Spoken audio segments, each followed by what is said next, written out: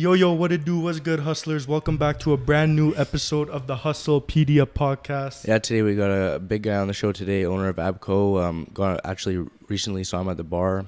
Really late notice, got him on the show. Thanks for coming on the show, Nate. Yeah, thank you. Appreciate it. Thank you for coming. Yeah, saw him the other day. It was after a 5-day bender.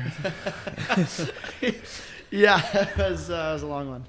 Yeah, walked in the bar and he was a little all over the place. But yeah, again, thanks for coming. Very late notice. Appreciate it. Thank you so much for coming. We appreciate that. Yeah, let's get right into it. Yeah, let's start with your story. You know, how'd you get to abco? I mean, everybody's probably interested to see. Yeah, because I know you've been running a sneaker business for a few years now, and Yeah. it didn't get big until very recently. So I want to know how the beginning stage of what happened and where you started off. Yeah, okay. So basically, started the store, or had the idea for the store December 2017. Originally, it was basically just going to be like almost like a subscription business. Mhm. That was kind of the first idea for it. Was like you subscribe to the website and then you'd get all like this shit for retail. So like shoes or like whatever it was. Yeah.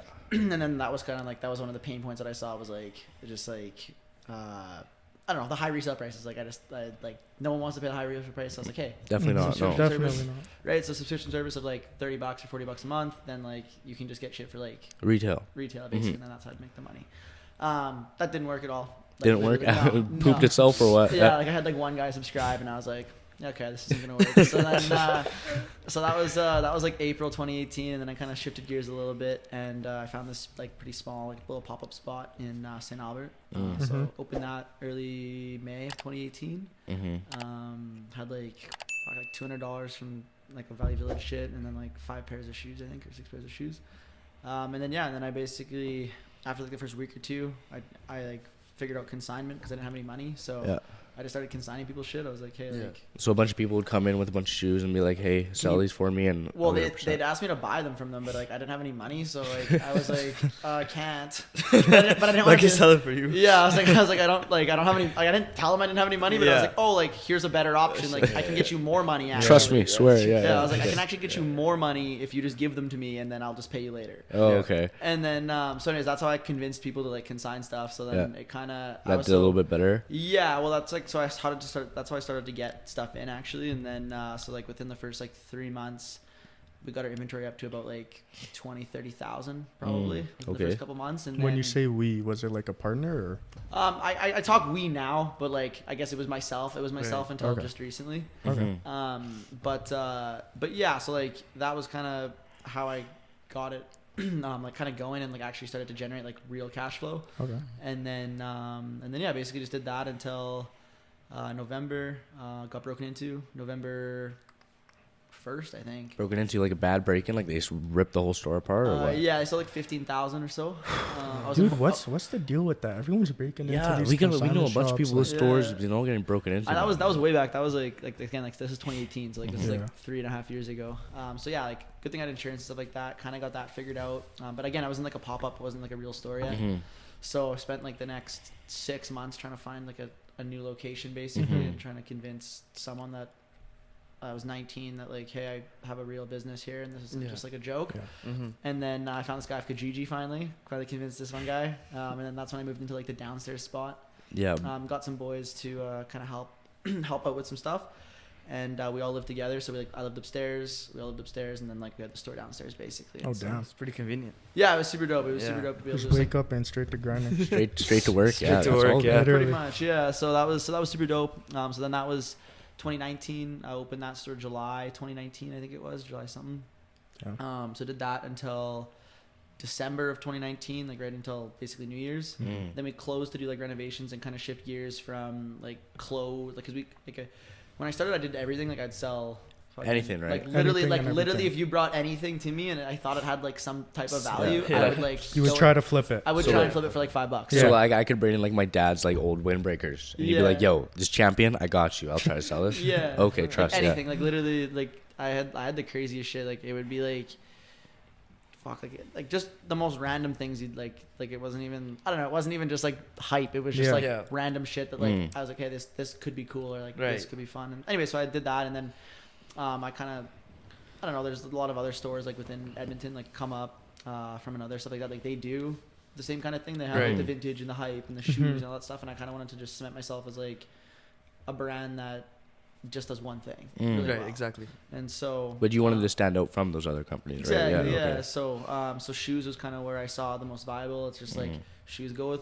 hype. They go with vintage. They go with regular. Like you don't have to be into the hype culture to like wear a nice pair of shoes. Yeah. Everybody likes a nice pair of shoes. Yeah. It puts the fit together at the end of the day, right? Yeah. So that was kind of my thinking behind it. So we closed January 1st, did renovations for about 2 months to kind of renovate the store back to something that kind of made sense for a shoe store. And then COVID hit. And that kind of fucked it, right? Yeah. So it basically like closed for 2 months, and then COVID hit, and then it was another like 5 months basically I was closed. So I was closed for like 7, and then How were the mentals at that period of time? like, what do you mean? Like your mental health and stuff. Oh. Like, are you keeping very optimistic or? No, so I kind of it was pretty tough. I'm not gonna lie. Like it was like I was getting CERB checks, but like the CERB checks all went to rent. Like literally like paid my store's rent, and then like, I had no money after that. Fuck. So it was like literally just paying rent to just like Survive, just to pay yeah. rent. Just Be the basically. key place, yeah. Yeah, and then so like did that for a while, and then kind of just like I don't know, like didn't give up, but like kind of was like fuck, like maybe the shoe thing isn't like whatever. Yeah. So then I actually enrolled in NATE into that September, and I did half a home inspection course. Home inspection. Yeah. I would never have envisioned you doing a home inspection. Okay, Yeah. interesting. So okay. so anyways, home inspection, and like I mean like another like pretty scalable business. I mean doing like just like anyways, did that for did half the course throughout like December, and then kind of was like fuck, this sucks. Like I like was even my mental health just even like worse, like studying like stuff that I don't really care about, and like it was just like all No this, interest in it. Hey. yeah, so it just sucked. And then so like kind of was like gave up on the shoe part, but then I was like studying, and then I wasn't really like doing anything, but I still had the store that I lived in, so it was like You lived in. yeah, so, That's so like, funny, it was yeah. like it was super weird. Like I had a store downstairs that like basically just had like some shoes in it, but like not really that much of stock. And then so then in January I was like, okay, fuck, like let's try and like restart this. And then I like reached out to my accountant, and I was like, hey, look, like is there any like programs or anything that we can get like some funding to like kind of like restart this whole Loans, thing? whatnot, that keep kind of going. Yeah, yeah. and then so then anyways I got the business loan from the government. There's like a grant you can get if you qualify, and I qualified through just like being open pre-COVID basically. Nice. Right. So I got a pretty good loan from the government, and that kind of kick-started things. Opened the store back up in June of 2021. Still in the same place where you're living at? Yeah, where I Okay. was living like upstairs or whatever. And then 3 days after I opened, I had this guy reach out to me, and he was like, hey, I got this really cool space on 124th Street. We're looking for someone that just like can come rent it for like 6 months. And then so that space was about twice to 3 times the size of where I currently was. And you jumped on that opportunity, yeah. Yeah, so I was kind of like, well, fuck, like I think I could make this work. And I was talking to some guys that I've known since the St. Albert store, and they're probably the biggest like plugs for like shoes within like the city. They consign a lot of stuff in my store, so I kind of went with them, and I'm like, hey, look, like there's a really good spot, super cheap rent, short-term lease, so like low risk, like literally like a really good all-around opportunity. I was like, do you guys want to partner with me? You guys supply the shoes, we can use my brand, my systems that I've created, like everything like that, because they basically just had basically an Instagram page with like a spreadsheet, and that was like how they did all their stuff. Exactly. Yeah. Wow. But they were moving like weight, like I'm talking like probably close to what my store was doing. They were doing off an Instagram page. Wow. So they were doing well for themselves. Yeah, but they're okay. like they didn't have any like scalability, like no website, no anything like that. There was no systems in They place. had So what you were you like, needed. yo, I can help you. Exactly. Yeah, okay. exactly. So They needed what you trying to needed. convince them basically that like this was a good idea. So we kind of just like pooled all our money together, popped in there, and then the store on 124th Street did really well for July, August, September, and then October. I like saw this like Yagwave. You guys know Yagwave? Yeah. Yeah, so like they like I was like fuck, like we should just do like a promotion on Yagwave. I think that'd be kind of funny. Right. So we did like a promo on Yagwave, and we also had a TikTok blow up like all within like the same like 3 days in October. Really? We tripled our revenue from September through October. It was fucking crazy. We spent I think a $60 ad on Yagwave and a free video on TikTok. Power of That's social crazy. media is Yeah. insane. Yeah, And it then really so is. that happened, and then a few weeks after that, I was going through my personal DMs, and I had this like message request from this person who was like, hey, my like boss wants to talk like business, and I was like, what the fuck does that mean? Yeah, is this a scam or what is like, this? Yeah, what are you I'm talking like, about? this is kind of weird. I'm like, but like it was a long message, and she like she brought up the mall and like all this other stuff, and I was like, okay, like I guess. So like I like reached back and I was like, hey, like he can call me. Like I don't, like, what the fuck? I don't know. And then anyways, I was kind of all the stuff was kind of reopening again, so I was going to like Oilers games, kind of just like chilling, you're vibing, yeah, okay. trying to enjoy myself a little bit and trying to get back into the kind of just I don't know, just Get regular, the headspace back right, you know what I'm saying? regular life again. And so anyways, I always missed his calls. I probably missed his calls for the first like week, like literally just like he'd call me, I'd be like at the Oilers game, sorry man, I can't talk right now, like I'll call you later, and then he'd call me and I'd be doing something else or whatever. So there's just always shit going on. Just caught you at a bad time. And then anyways, finally linked up with him, and he's like, hey, like let's have a meeting at the mall, we'll meet up. So get there, meet like this guy named Dean, who basically runs like all the leasing and stuff like that for the mall. Okay. Meet him, brings us into the space we're currently in, and is like, hey, this is the space we have available, do you like it? I'm like, yeah, this is the spot.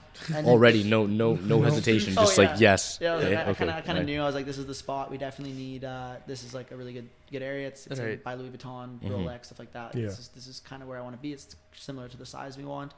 And then basically signed the lease November 4th. Then we did construction, moving, buying. We basically did everything in 3 weeks, and then opened on the 25th. I have a big question.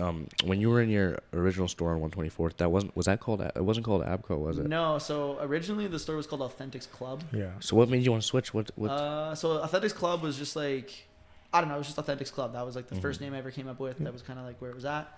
But then I found it kind of like, I don't know, I want it to be more like... It was generic or what? I want it to be a boutique, kind of. Like I want to be like a sneaker boutique. So then I was like, oh, Authentics Boutique I think would be kind of cool. Like that's kind of whatever. But then after sitting on it for like a month, it's hard to make branding like with the big words, right? Merch, like it's just such long words, like two really long words. So I was like, I don't really like that. And then Abco is basically just Authentics Boutique Company is what the abbreviation for that is. So that's how I came up with Abco. And you dropped the logo and all that? Or? Yeah, okay. I created the logo. That's actually the original logo that I created. Okay. Oh, wow. Back in 2017. I Really? made it in like 2017. in like a Photoshop app. Yeah. Wow. That's crazy. Yeah. Abco flows though, like it's just Abco. It sounds different. It rolls off the tongue, Yeah. It doesn't. If I had to say Authentics Boutique Company every single time, I think I'd definitely get bored of it. Yeah, you know what I mean. Like it's just too long, and so like with the Abco stuff, like the merch that we're doing, like I like even like just like some of the NFT projects that I want to do, and like even like the one like alternate logo that I made with like these like little like characters. I really like to play off like the kid vibe of it. Yeah, like, I feel that. More, Yeah. a little bit more fun. So some of the merch that we have coming out soon is going to be easier for people to enter the store. You know what I'm saying? It's just a friendly kind of not so like intimidating or like like it's not like I don't know, like it is but it isn't, like it's professional but it's also like it's fun. So how long were the renovations going on in WEM for? So basically we because the spot definitely did not look the way it does right now before. No, right? It used to be a art gallery or something. So anyways, we just like basically changed the walls, painted it, redid some of the flooring, and like gutted the back, and then like that was pretty much it. And then we just brought in the shelves. So like I think renovations took maybe I don't know, not a month, maybe 2 weeks, maybe 2.5 weeks to like get everything based. But then once renovations were done, that's when like all the fuck shit happened. Like renting the U-Haul, we had a U-Haul for 5 days, and we literally just like I have videos of it, like like a U-Haul, and then think of like a U-Haul just being full of shoes, and like 5 trips, like 5 like every day we like back and forth. Yeah, because we had to like the authentic like on 124th Street there. We started to grow pretty big. Like we like didn't like I got my first paycheck for the store like in January. That was like the first time I've ever been paid like legitly. The company that I've pretty had. hyped. You're like, so I was like, go. this is dope. Like it's been like 4 years and I'm finally getting a paycheck. Yeah. 4 years of grinding and now About time, hey, about time. So like we were like investing like heavily back into the business on 124. So we like kind of ran out of room actually in like the place there. So we had to rent. We had an actual like warehouse. Wow. That we were renting out as well, like just down the street. So it was like, That's crazy.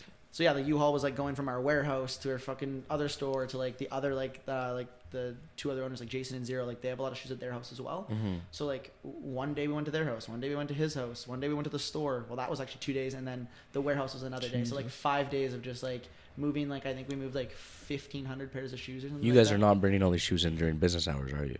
Oh no, we were doing this like all day. Like I was at the mall. I slept at the mall one night, like in the back room.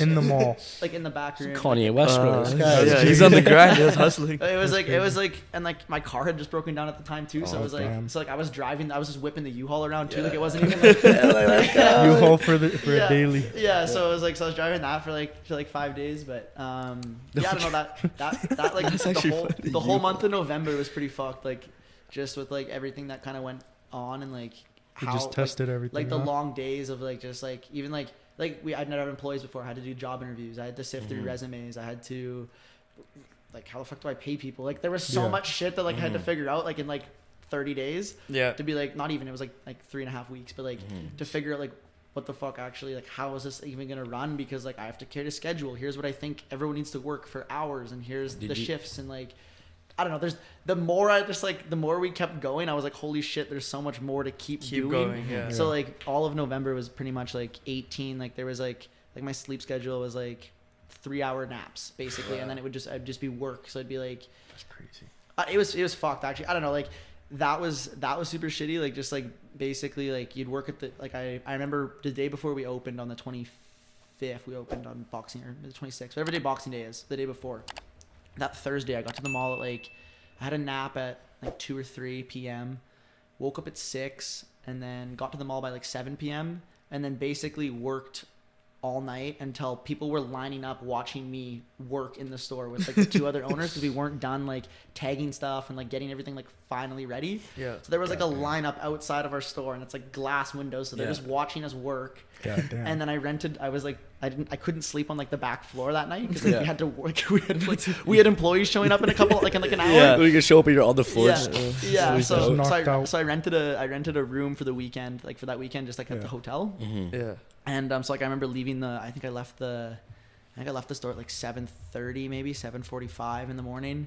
Went to the mall, or went to like the hotel, slept for an hour, and then got a phone call being like, you need to get your ass down here. It's so fucking busy. Like no one knows what they're doing. So then basically threw back like 2 Red Bulls and then worked a 12-hour shift. Wow. But it was okay because you're working towards something you enjoy, right? Yeah. So it's better than going to Nate. Oh yeah, right? of course. Yeah, like it was like yeah. I enjoyed doing that. Like it was just like, but like in the moment you're like, holy fuck. Yeah, I don't even really remember that first day, like because it was just like I was like basic 1 hour sleep, boss.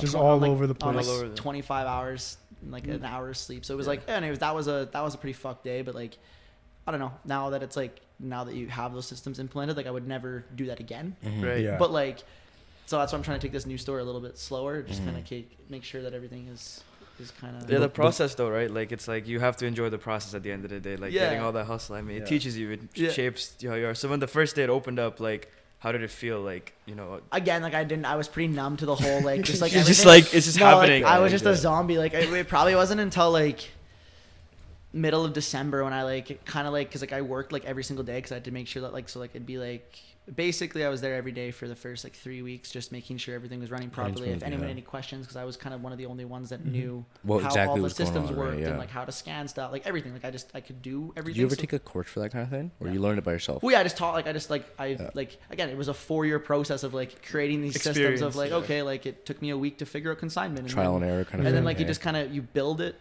through like the issues, and so anyways, like I just built it out, and now it's an actual system that works. Yeah. So again, like that was kind of the process to like getting there. But yeah, the first 3 weeks was kind of just like every day was there like 10 a.m. to fucking whatever, sometimes 11. But yeah, I was there like all day, every day for the first couple of weeks. And then when I finally got, I think a couple of days off, I like was like reset. Yeah. I was like, holy shit, I have a store in the mall. No way. That's honestly that's crazy thing to take in. Not everyone gets an opportunity like that. Yeah, and especially for something that's like not there, you know, like it's like a new, like you didn't like it wasn't like a known brand, like you took your own brand to Westminster Mall, which is one of the biggest malls in North America, and we don't realize that because we live here, but I feel like for like worldwide that's a pretty big deal to get to that stage. Definitely. So, I think I mean like it was I don't know. There's only a handful of brands that are like local brands that are actually in the mall too. So like we're already one of like an exclusive kind of group, because it's all like I don't know, Sport Check and like all the big shit, the big names, right? Exactly. U.S. companies and shit. Yeah. Being with the big names, it's like it feels good, you know. Definitely. Yeah. So I don't know. That was kind of the whole lead up to like Yeah, I guess so. to that. But you were telling me you had when you were trying to get employees, you had like 500 job applications. It was nuts. Yeah, I think like now we're probably at about 500. I think when I first posted it, the first 2 or 3 days, we were about 350 ish. Was probably the first day or two. It was just like constant like emails, like I don't know. Again, like I don't know what to fucking do that. So like I just like created this thing and I was like, I think this is how you should apply for a job. And then I just like had like I like went through a couple different websites and I was like, what kind of questions did they ask? And then I was like, okay, like here, like answer these questions and then like attach your resume. And then I'd read the resume and I'm like, I don't know. I think maybe you could be maybe you should be an employee. I don't know. We'll see. And then it was like watching YouTube videos on like, okay, what kind of questions do I ask them when they come in for the job interview? It's like, again, like that's something you have to think about, but you don't think about. Yeah, you don't think about that. But it was like, but it was like the day before that I thought of that because I'm like calling all these people. I'm like, hey, like my name's like introducing myself. I'm like, hey, like would love to like have you like come for a job interview or whatever. And then, like, I remember, like, right before the first one, I was like, holy shit, I have to ask them stuff. Yeah, like, about their personal lives and stuff. Make sure they don't have a criminal record or anything. Yeah, so it was like, I was like, okay, fuck. So you can't just sit down and be like, hey, do you like shoes? Yeah, right? So that was kind of how I did, like, the job interview process and stuff. But again, like, it's just, like, as things come up, if you just, like, deal with them, then I think that's, like, the best way to do it because there isn't really, you can't plan for shit. Like, it's just, like, you can, but you can't. Like, you can have, like, a broad goal, I think. Yeah. And then, like, to try and, like, hammer in, like, the finer details, like, that doesn't make sense to me. Yeah, but I think it worked out well because you got lots of employees there, and I know a few of them, and they all tell me they absolutely love working for you. Yeah. Like, it's a great job. I know you have a way of paying them. It's kind of like a car dealership where the more they sell, the better they. Kinda. So we stole the model from like Lululemon. So like, so what Lululemon does is it's based off of like it's a team goal. So like if every week if we hit a certain sales number, then they'll get everyone that worked that week will get like $1 per hour on top of their pay, which pushes them, and then they want to sell more, right? Like which incentive. Exactly, and then it also like creates like teamwork in the fact that like if I'm talking to someone and like you're not going to come and steal my sale because you want to be the most sales that day. Like, Exactly. It doesn't matter. Like, it's just like if we hit the team goal, then like everyone gets paid. Everybody's happy at the end of the day, right? Helping each other. Yeah, 100%. So, and I got to give you props. It's obviously working for you. I mean, you're doing well. So. Yeah, it's doing pretty well. We honestly like haven't hit bonus since Christmas time, but we're very close this week actually. Like I remember the first bonus. G was so hyped. He was like, "Oh, we're almost there. Let's go." He was like, "Come to the store, please. Buy a pair of shoes, please." Yeah, he was telling me that. Yeah. So no, it was it's good. So I think like spring break pickup. I think this week should do well. I was looking at the numbers before I got here. And we're having a decent day today. So. But yeah, you're opening a new store, hey? Yes. Congratulations. Yes. Wow. Yeah. So it'll now be a franchise once we open the second Wow. location. That's crazy. Big ups. Let's go. Congratulations. That's the dream, though. Hey. So yeah, I mean, like I've my goal since I started this, like back in like 2018 or whatever, was like I want like Stadium Goods when I first started, Stadium Goods had just recently sold for like 250 million US. So that was kind of like I was like I think I could do that. So that's kind of where I want to be at eventually, but. But yeah, no, it's just another step to getting there, and then, So where's the store gonna be? Crazy. What's the plan with the store? So plan with the store is it's gonna be in Kelowna. Oh, okay. And that's kind of, I don't know. I think it's a really good opportunity. There's lots of money there, and I mean the traffic I think will rival the mall for the summer at least. I mean like July, June, August, like those. The actual summer months where literally every person in Canada goes to Kelowna. There's so many tourists, bro. There's so many tourists. Dude, my brother's there right now. Yeah. Literally in Kelowna right now. Gorgeous city, yeah. So I think like I don't know. I found a really good spot, literally right downtown. Like we're on Bernard Street, in between St. Thomas, prime location, or St. Paul and Ellis, I think it is. Anyways, we're like I know where that is. Yeah. So like there's like an OEB that just opened like right around the corner, and then we're a block away from the Lululemon, and like. Anyways, we're right on the main strip, so it's a really good spot. Both the same size as the mall. And how did you manage? Did someone reach out to you, or you were just digging around and when I was telling you about my trip in Kelowna, last year, I like saw it as a really good opportunity to be like, hey, this I think this will work. I think this could be a spot. Like, there's just so many people with like so much money, and like there's nothing to buy. Like, it's just you either buy booze, or boats. Food. Or you're spending your money on like fucking ski-doos, whatever, and like ripping around, like so like, but like that's it. Like it's not like, and then it's like I lost my shoes the one day, and like I didn't like. Anyways, it was like. You don't want to get in that story again. Yeah. It was Canada Day, and got separated, and then I lost my shoes, and anyways, it's just like. Were they expensive?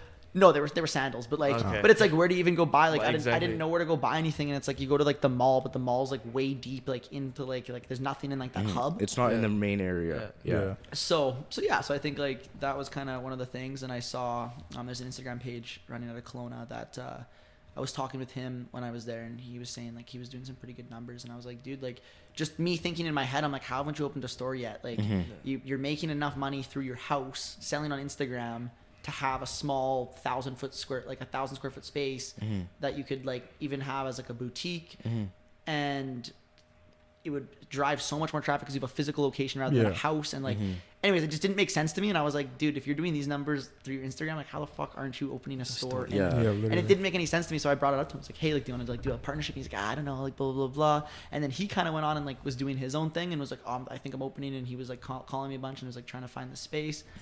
And then I reached out to him a few weeks ago and I was like, hey, like, do you want to be like the owner operator for the store? Like, we'll give you like an X percent. I think we're going to give him 20% of the Kelowna store. Yeah. And he said that was an insult. And I was like, Wow. okay, I'm going to go open this by myself then. Like, I'm sorry I tried to bring you in on this. try to help. Come on, 20% of the traffic that you could get from that kind of place. Yeah, I don't think that's an insult, but he took it that way, so whatever. Yeah, some people are like that, right? Like some people want it to be all theirs, and like it's like for me, it was like, okay, I was doing X amount by myself, or I can do 10 times the amount with 3 people. You're making more money that way. You gotta like decentralize the system at the end of the day, because like you can work to a certain extent, and then now you're just like, you know, like you want to open all these, you can't be everywhere, so you gotta make sure that things just run that way. So that's how properly it's run. So so that's kind of so I was like, okay, whatever, if you don't want to do it, so that's all good. I'm still gonna go open this store, and like I think you're opening a store, and like you're not even in like remotely the same area as us, so like I don't think you're gonna do that well, but hey, sure, whatever. do your thing. You do your thing, and like I'm sorry I insulted you. So then that was pretty much that. I flew down there 3 weeks ago, looked at the space that we liked. Happy with it? It'll be good once I have the design all kind of figured out in my head, and I'm called all the places that need to be called for renos and stuff like that, and it's so I don't know, everything's pretty much just falling into place. It's literally just signing the last couple things and then setting up our bank and setting up our corporation in BC. That's crazy though. Like when you hear people opening up a first shop, they don't open up a second shop until years after. Usually like literally. Like how did you manage to do it in 1 year? That's pretty crazy to think. But about. it's like it's been like it has, but it hasn't. I guess like again, like I've been doing this for a long time. Yeah. So it's like it's just taken off recently. Yeah, it's taken off recently. Yeah, like I think it's really just taken off, and I mean like the mall obviously is a huge benefit. Yeah, definitely. Benefit of that for sure. Like I've done more sales in the mall, and in the month of December I did more sales in the mall than I'd ever done in the 4 years. Wow. At the other places, at any of the other stores combined. That's crazy. That just goes to show. That's crazy, right? Yeah, that's absolutely everything. So those are kind of the numbers that we're doing at the mall compared to like whatever, and like just the traffic you get, like even having like Alfonso Davies or like Evander Kane or like those people coming through and like buying a pair of shoes. It's like, holy fuck, like no way. Right. So stuff like that is pretty cool, and like it's just a spot that a lot of people come and definitely. I don't know, and we're in a good area where you're like those are the people you're getting, the people that go to Rolex or Louis Vuitton or Canada Goose and spending that kind of money. So it's just the way that where we're at right now. If they're gonna go buy a submariner, might as well go buy some Jordans. You know they see that, right? Because like I mean, like Instagram pages and stuff, it's only like people like us are like on Instagram, so we can see these pages growing up. But like even from another all those stores are like in such a small place that you don't see that, but being visible to people that don't know and getting that access. I mean, that you can see that, and you go in, you might like a pair of shoes. People who are wealthy, they don't think about it. They just, that looks good, they'll buy it. So you know what I mean, like. Yeah, exactly. And I think it's like, I mean, you go to the mall to like to buy shit, right? Like you don't walk down White. Like I don't think I've ever thought, hey, I'm gonna go walk down White Ave. Exactly. Like, I'm gonna go shopping today. Like I'm gonna go to White Ave and black out. Like you know what I mean? Like, exactly. It's two different things. Yeah. So it's like it's a different kind of thing, but. But yeah, I don't know. I think the location is definitely like for sure has helped us. But I mean, it is just a system, and like all it really is just like having enough cash flow to open another store. Really, like not because like it is such a like everyone wants shoes, and everyone like it is such a big market, and such a growing Western Canada is so lowerly exposed to like like if you go to like say go to Toronto, there's a resale store on like every corner. Yep. Yeah, true. Right. So true. like but like I remember when we first opened, like From Another was the first store to ever open in Edmonton. Yeah. One of the first ones, at least. There was, I think, one a few years back that kind of opened and closed pretty quick, but From Another basically opened like, I think, January of 2018. Yeah. And then, or 2019, and then, no, 2018. Anyway, sorry, 2018, and then I opened in May of 2018 in my little like dinky little store that I had. So like it was like, but like we were basically the first two stores to really like actually open, and like be in Edmonton. And Edmonton has like over 1 million people, so it's like, how the fuck did it take? Like, how was it that long before something actually opened? And then same with Calgary. Like Calgary just got Plus, and they had like that other one for a bit, Lex or something like that. Yeah. But I think it's always people are always scared to take that first step, right? And do the kind of due diligence that you had to do for 4 years. You know, that kind of thing. People don't want to, usually like, I got to give you props, man, 4 years. Lots of people after a few months, it's not working, they'll quit. They'll say, you know, enough of this. Like, but I saw the benefits of like how there was, like when I first started, there weren't 9,000 Instagram resellers that have 300 followers each. And it wasn't like that. It was like me and like a handful of resellers that all kind of had a few things, but there wasn't really that much. It was just a lot of people that wanted to buy shit, and where do you get, like, no one even knew where to get the fucking Supreme exactly at, and, like, no bro, like I've been like forever, like since being into shoes and sneakers, like you can't find them anywhere. Like nobody wants to pay like StockX fees. Like you don't want to pay that and get all that resale stuff, and there's no drops happen anywhere here. So getting that access, I feel like when we were young, we're just like I mean, we are still young, but like few years go back, like could never find shoes anywhere. And then From Another, when it was open, was the only option back in the day, remembering that, and like trying to buy shoes. But and they would just you go in From Another and you want to give them a nice pair of shoes and they'll lowball you, you know what I'm saying? So bad, I mean, we don't really like we get a lot, like we have a system in place now where we don't really buy stuff from people anymore, right? Because like people get salty about it, like they're just like, that's not enough money. It's like, well, then go start your own resale business. Like, go resell them yourself. Like, I don't know. You gotta make some money. You gotta make money too somehow, right? They give you the actual value, then like it wouldn't make sense. At the end of the day. We'll never pay less than like StockX. Like, we'll never be like, whatever. But like, we're also not gonna pay more. Like, overpay you. It's not charity. It's a business. You gotta run it. Right. And so people get mad about that when like sometimes they'll come in and they're like, oh, these shoes are $800 on StockX, and it's like, okay, well, there's only one bid for $350, and the last sale was 6 months ago. So like, come on, you know what I'm saying? People just see the price. They just see the price. They don't look at the bids. They don't understand how StockX actually works. If you just see the price, they're like, oh, last price is this. This is gonna sell for that much. And then, I'm gonna get exactly that, and you're gonna make $3. It's like, oh no.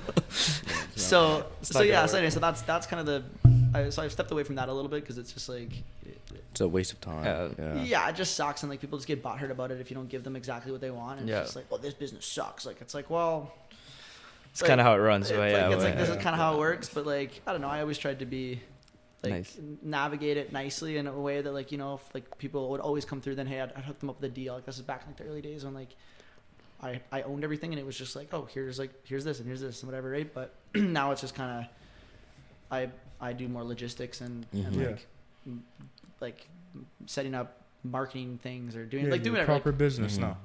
So like I do all that stuff, and then we have the other two guys that basically deal with making sure, hey, we got the proper stock, and we have, you know, our margins are doing well, and everything like that. So it's starting to branch out into like people have their sections and their roles and stuff. Right? And so that's what you want at the end of the day. Exactly. To be able to take a step back and, you know, focus on other opportunities elsewhere, like Kelowna. And I want to know, you mentioned to me you're going to move down there for 6 months. About that. Like I'll probably move. Like I'm in Miami next week, and then I'm gonna come back, and then and then basically just pack my shit and then like drive to Kelowna. What are you doing in Miami, if you don't mind me asking? Going to Ultra Music Festival. So that's Friday, Saturday. Everybody's Sunday. in Miami this last end month. Yeah, we were all supposed to go to Miami, but that didn't work out well. Didn't work out. Yeah. It's expensive. Dude, it's so expensive. Especially now, because like there's like I don't know, like we had an NFT based off that. There was an event like in Miami, and everybody was looking forward to it when they announced it. But Internet Kid's wearing the t-shirt for it. But yeah, like we were supposed to go down, and they were talking about how there's gonna be like 300,000 plus people just coming end of this month. So they moved the event to next week just so there's not like enough. But because I think the event I'm going to had 170,000 people attended in 2019. Wow.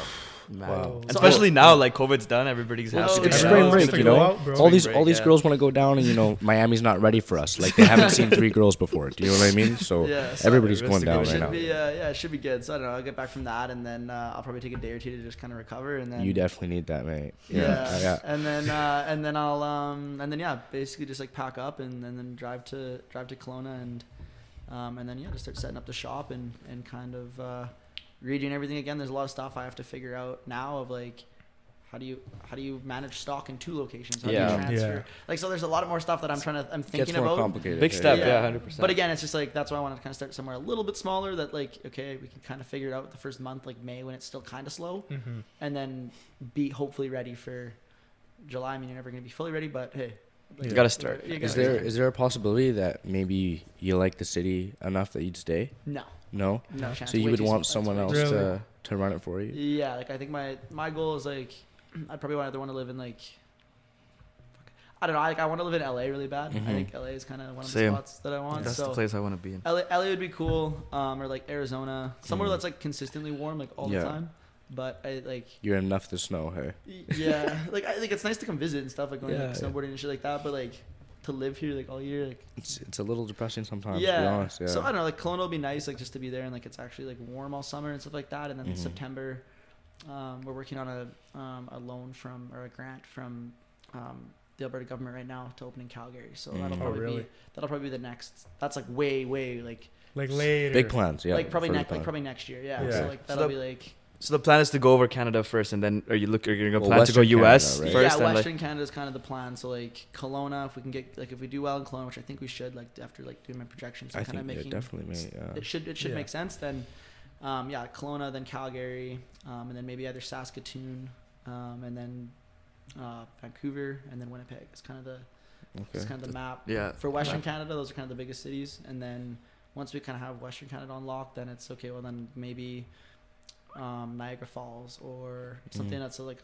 very touristy again. Like I really like the tourist spots because it's just like that vacation mindset of, hey, I'm going on vacation, I'm just gonna go buy some shit. Right, Yeah, exactly. no, literally, literally, like so many people would do that. We're talking about going to Vancouver, and me and Logan. Gonna go buy Literally, shoes last in time we Vancouver. recorded, Literally, yeah. before we recorded, I'm like, yo, Logan, get ready to spend money in Vancouver. Yeah. Go drop a rack. We were looking for a store last time, for a thrift store just by there, or Yeah. like a resale place, just to go check it out, right? Yeah. Because you're on a vacation, you just feel Of like course. you need to spend money, and you just do that. But yeah, I think that's definitely. So do you plan yourself, like, do you see yourself like being at that stage, like Flight Club, you know, that big, like at that big level? Like, do you plan to be at that at one point in your life down the road? Well, yeah, like I said, like I think my goal is like 250 million like US like evaluation is kind of my goal, and like I think like I want to do it by the time I'm like 27. So Yeah.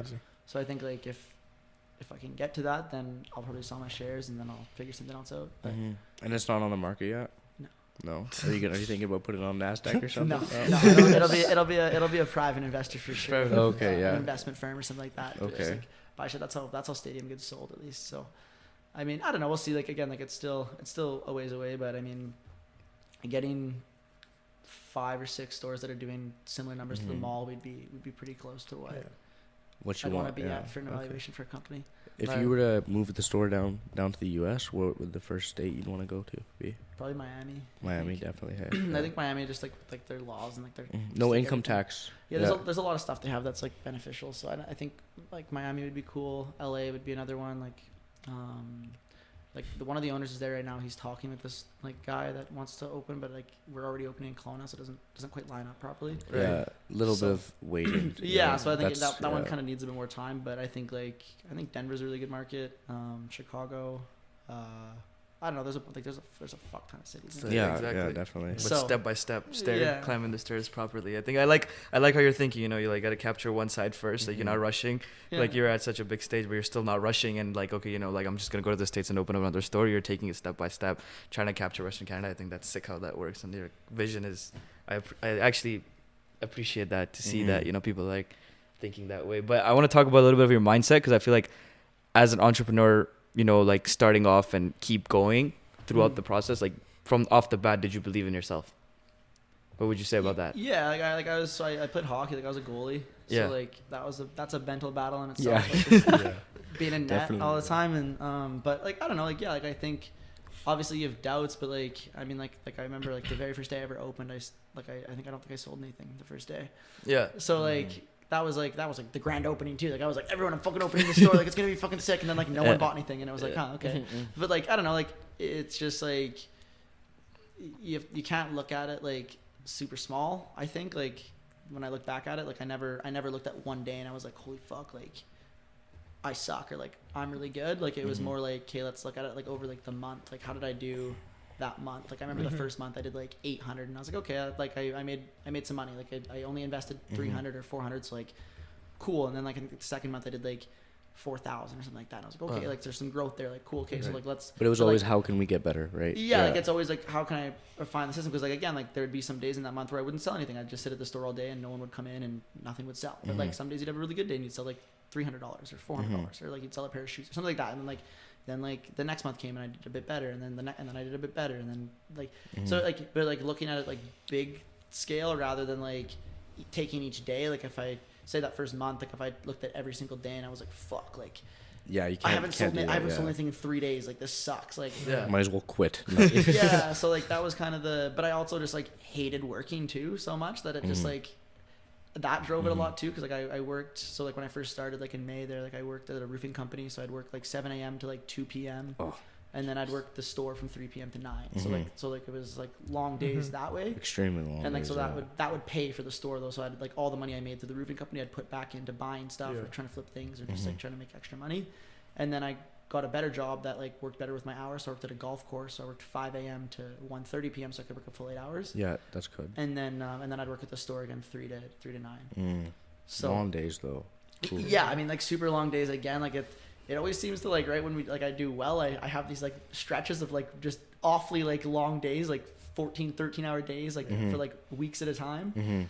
And then 5 a.m. wake ups kind of thing. Well, like it was like 4:30. So like we'll wake up at 4:30 and then the hour of legends. That's what I like. Yeah. But I swear that week when you're like grinding the most and it's just testing you, is like it's really what matters most in that moment, you know? So I think like that's kind of the like I never tried to look at it as like one day is a failure, if one day is like not. Like we had a really good Saturday like the other day and I was like, holy shit, like, this is great. And then like one of the best Saturdays we've had since I think ever, actually, like other than like Boxing Day and Black Friday. So like I was like, oh shit, like awesome. But then at the same time it's like look at the week picture. It's like, okay, well here, like let's like calm down. We didn't do that. Like we did good, but we didn't do that. Relax, you know, what's next kind of thing, right? Yeah. So again, like it's just kind of like I think that's kind of the mindset I've always had, is like I have like I said, like a goal, and then like that's kind of like you just keep working towards that rather than like if you get too detail focused on like the little shit, it just kind of like it's very up and down, right? Yeah, so, the wave. Yeah. Sometimes you're humble, sometimes you're overconfident, and just like the cycle doesn't work. You gotta think like keep going. Yeah. So if you just have, like I said, like I think at the beginning there, and I was just like, I don't know, like I set a goal, but then there's not really like a plan. It's just kind of here's the goal and like just work towards it, and like everything that happens, you just try and figure out a solution for that. Yeah, people get too stuck on planning, like like I'm gonna take this, do this, but you just gotta work, right? Like you gotta work. I think usually like if you're planning, like again, like I didn't really have a like when I started, I didn't have a plan. Like it was just like here's a goal, and like that's goal it, exactly. And just like I'm gonna work towards it, whatever happens. Yeah, like we're like I think some people use planning as kind of like a scapegoat to be like, oh, well, I'm still planning, so like I'm gonna like try, right? I'm not gonna do it yet because I'm not quite done. My plan's not perfect. It's like.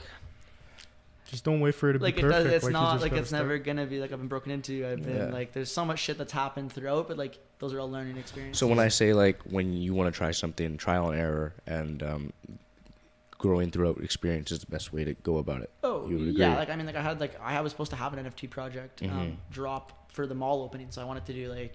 We still are gonna do it. I fucked up and like rushed it way too much, and I was working at the mall. I was just doing all this stuff. I fucked up and like dropped the ball, like the whole thing. Deleted the whole project off OpenSea. I was like, fuck this. We're not doing it yet. I'm not ready. Yeah. Good though, good, because when you rush that kind of things, it goes bad, right? People, So anyway, so like that was kind of the thing where it was just like I wanted to do this project where like basically you buy these NFTs and it gives you like exclusive access to like special events we do or like Black Friday sales or stuff like that, and that would kind of give you access into our kind of little world, and then. Each project would be like located for each city. So we had like a YAG 1, a YAG 2, and then there were all these characters I built out through the like the alternate logo. And then basically, anyway, so I made this whole thing, and it was like it's almost there, but like it's just the back end stuff now. I've actually figured out logistically like how it works, and I didn't like minting and all that jazz, right? Yeah, exactly. Like we had them all. I minted them all myself on like OpenSea, but there was no like coding and like actual like there was no depth to it. It was just like there's no foundation behind it. Yeah. Right? So that's kind of. We got you. We can help with that if you ever need. Yes. We're into this shit for a long time. We have the connects for that. So. Well, we can talk after. Yeah. Yeah. Okay. Keep going. But yeah. So that's kind of that was kind of the whole thing with that was just like I don't know. Like again, like it's trial and error. Just I tried it and I fucked up and like okay, I have to like reset a little bit and then okay, I'll have a better plan for it and then go back into it or find someone that can do it and then like I think that's how you have to kind of do it rather than like I don't know like I'm not mad that it didn't work. Like, it doesn't but matter. Like I know it will. Yeah. You got people like the Nelk boys who rush the NFT projects and they're in a sticky situation right now where people have given them what was the number? How much was it for one of those bad boys? It's like $3,000 or something like that. Yeah, it was like 1 Ethereum for like one. Yeah. But like if you had the gas fees, it was like he tried to buy one. It's like 26 grand. Yeah, insane amount of money. Yeah. And a lot of people are getting really pissed off. You know what I mean? They're like, where's my money? What are you guys gonna give me back now? And they're all kind of like, fuck. But yeah, they did it because like Gary Vee came to the show, like their podcast 2 days after they dropped the NFT. It doesn't work well. No security. You have so much traffic, 500,000 plus people coming joining your Discord. How do you handle that? You get next thing you know, you drop the NFT, you get hacked. A lot of people fell for it. Like there was people on Twitter like they lost their life savings because they were like, oh, like meta card, I'm gonna get one, and somebody hacked there, and they're like, oh, we're just dropping like exclusive 100 meta cards, blah blah blah. People fell for that, lost their there, but at the end of the day, you can't help them all, right? So it just sucks that happens. But yeah, it's good. You gotta take your time on it. So it's that's not necessarily a bad thing. Yeah, so I know that's like how I see it. Like there's lots of stuff that I've tried to do and it doesn't really work, and then it's just okay. Well, just regroup and try it a different way. It's always the regroup. Hey, good on you for that, man. Good on you. So wait. Yeah, I mean, I think that was good. Like I got to hear a lot about how you started off. I think the story. I think that was really. Like I like to see that how you took it step by step and where you're headed and believe that the vision is crazy. And definitely lots of respect for you, Nate. Respect for that. I hope your stores do well and you get to your dream of the 250 million evaluation one day, 100%. Yes, sir. Even more than that. More than that, actually. Yeah. I mean, I try and shoot above that, obviously. Big dreams for sure. Yeah. 100%. So we'll see. I mean, like the 250 is like US, so I think it's actually like 310 or something like that. Is what it converts out to, but something like that. But anyways, that's like again, like that's still like 3 or 4 years away. One day. We'll see kind of what. Well, we wish you all the best and. Please, safe trip to Miami. You leave Yes, tomorrow. They leave tomorrow. Yeah. We have a last question. This is what we end with each of our guests with. It's more like, what advice would you give yourself if you were starting off? Like, let's just go back 4 years ago when you started your first store. What advice would you give yourself for after everything you've learned? I think just like trust the process and like don't get like too like I don't know, too like self-absorbed or like whatever. Like I try not to. I think I do an okay job at it, but like try not to be like too like braggy and like just a dick about like stuff because like I know the store's successful and stuff like that, and I could run around and be like, fuck you, like I have a store and like you're a piece of shit, but it's like I don't like, and most people don't even know I own the store, to be honest with you. Like, when I hang around people, like they always ask me like, what do you do, and then I kind of feel weird about it. I'm like, oh, like I have a store. And like that's kind of like I don't know. I don't like telling people about it because then they're like, "Oh, can I get a discount?" And like, can I like this? And it's like, So no, I think just like staying humble about it and like just trusting the process and I don't know. I don't really. Again, like I think especially if like you're in like a resale or if you're in like if you're trying to start a resale store, like I talked with this guy. What was his name? Fuck. Huge reseller. 2J's Kicks. I forget his something Lopez. I forget his name. I think I know who you're talking about. Urban Necessities. I can't remember his first name for the life of me. But anyways, he goes by 2J's Kicks, and he owns this store. Basically, same idea. Like he basically started in Vegas, had this like bummy little store. Then he opened in Southern Mall, and now he's basically in Caesar's Palace. I've been to his mall before and to the Caesar's Palace one. Yeah, okay. The Caesar's Palace one's crazy. Yeah, it's crazy, man. But yeah, he had American Eagle buy into his company and all this stuff, and so like.